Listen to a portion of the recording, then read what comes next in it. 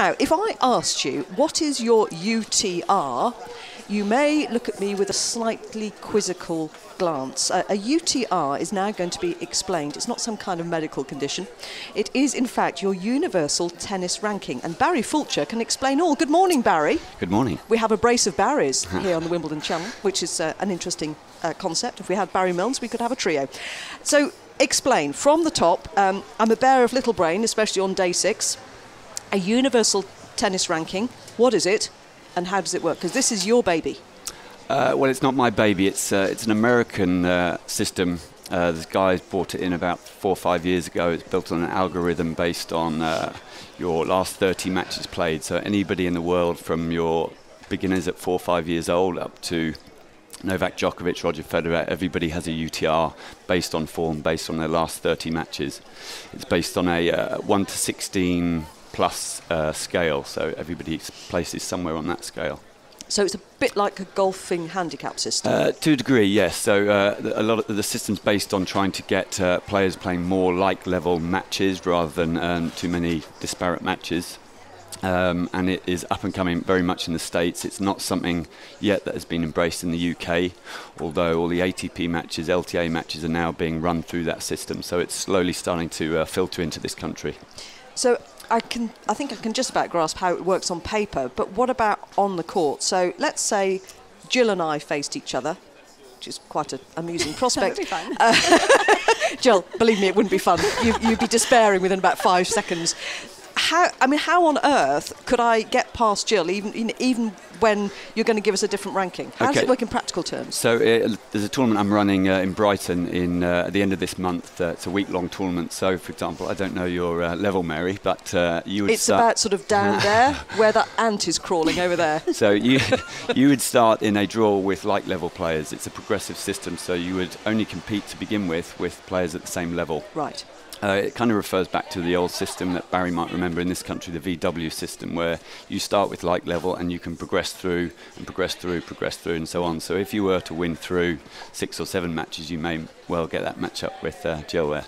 I think it would take more than 6 or 7, to be honest. And men can play women, yes? Yes. It was my tournament is mixed, and it is comparative for men to women. It was something I ummed and ahed about, but having spoken to the events director in the States, it's something that's worked very well over there, and it is comparable. Men to women is comparable. So in theory, if you're in a draw with someone that's the same UTR, whether it's a man, woman, senior or a junior player, it will be relative.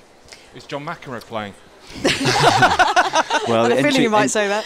Martina Navratilova will probably come back too.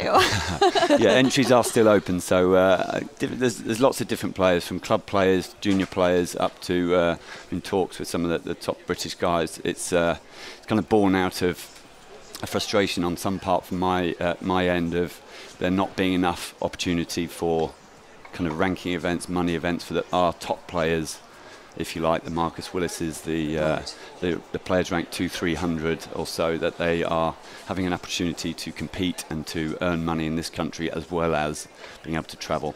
So it's kind of born out of that idea, really. Right. So before the UTR system was kind of launched, there must have been a great deal of research to go into it to find out first if there was a need for it in the first place, and then what the appetite would be.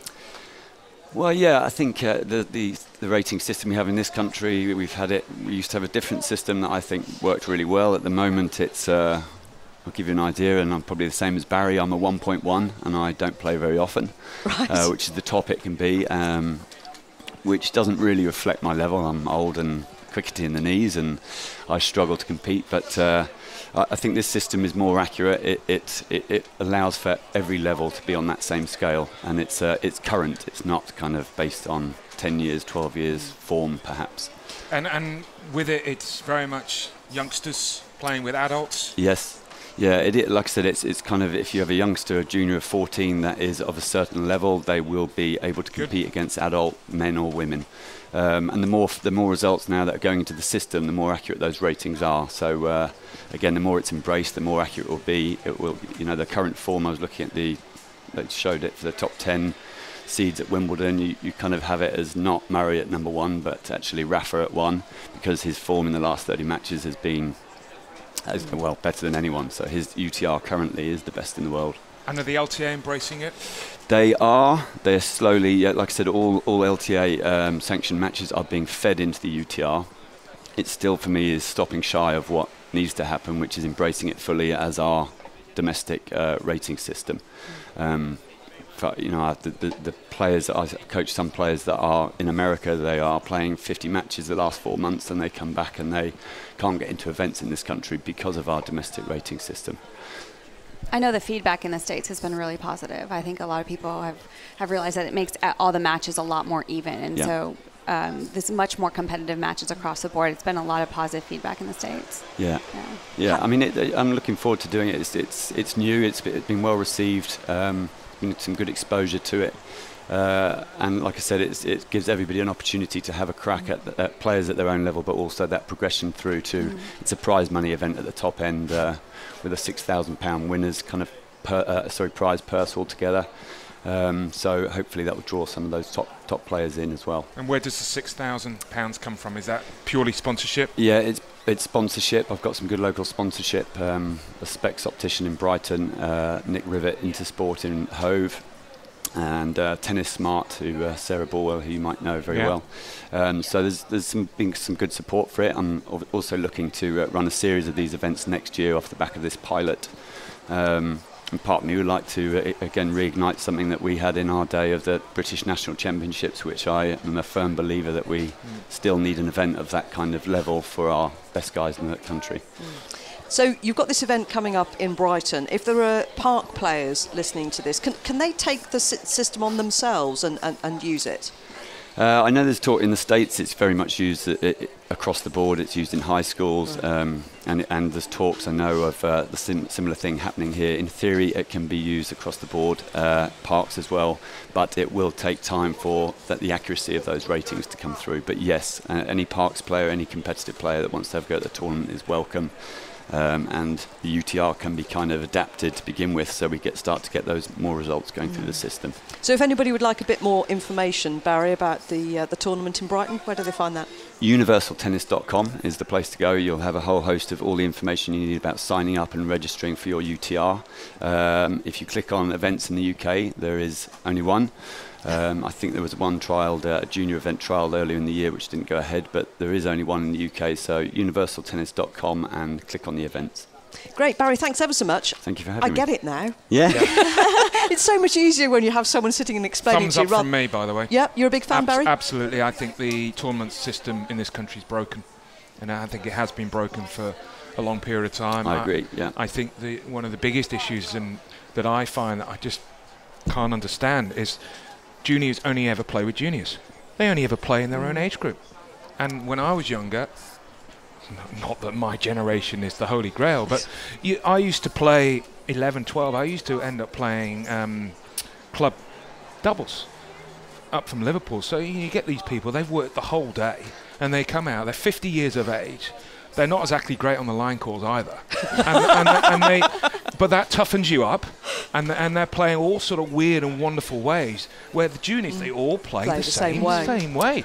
So I think that's why a lot of the current generation all play the same way. And I think you can play different standards, not different standards, but different ages, and just play in this country and be able to earn a living, which a lot of our British players, as Barry will know, have been forced to stop because they can't make a living. And to me, it's not always about, well, can Joe Bloggs or be top 50 or top 100. It's about getting people playing. Yeah, and the agreed. more people you have playing, then that's going to benefit the sport. It's getting that bigger base, and I think from that bigger base you will get those breaking through. And I think back to those same days, I think you actually came to stay at my house at one of those old British Tour, Reebok Tour events when I was a youngster. And it was that, players were offered housing, and it's the same system that I'm running for the main draw players. They have free housing with host families.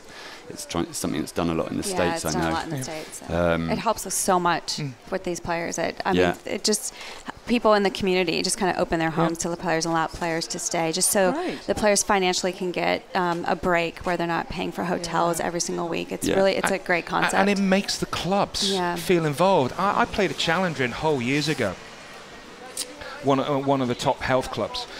And I remember the tournament had been on for 3 days, and I was in the locker room, and this member came in and said, "What's this going on?" I said, "This is a challenger circuit." And Olivier Rochus was playing. Do you remember Olivier Rochus? He a couple of years later got up to 20 in the world, and then some other really good players. Totally oblivious to what was going on. And I think the whole sport needs to try and embrace clubs, and that's where it's brilliant with the States. I played a lot in the States where stay in families. I still keep in touch with all my families in New Zealand and Australia and and they followed my career. It's so nice. It's really nice. And every year I go to Australia, I stay with them. Fantastic. Still after 15 years. It's just great. Yeah. Well, you've definitely got a couple of advocates here, Barry. So all the best with it. And in 12 months' time, when we're all back for the championships, we'll catch up and see how it's going. Yeah, hopefully you've got more than just the one tournament in Brighton. Brilliant. Thanks very much. That's Barry Fulcher. So now you know. If somebody asks what your UTR is, you can say, well, I don't know, but I'm going to find out because I'm going to get involved. Great stuff. Thanks very much indeed.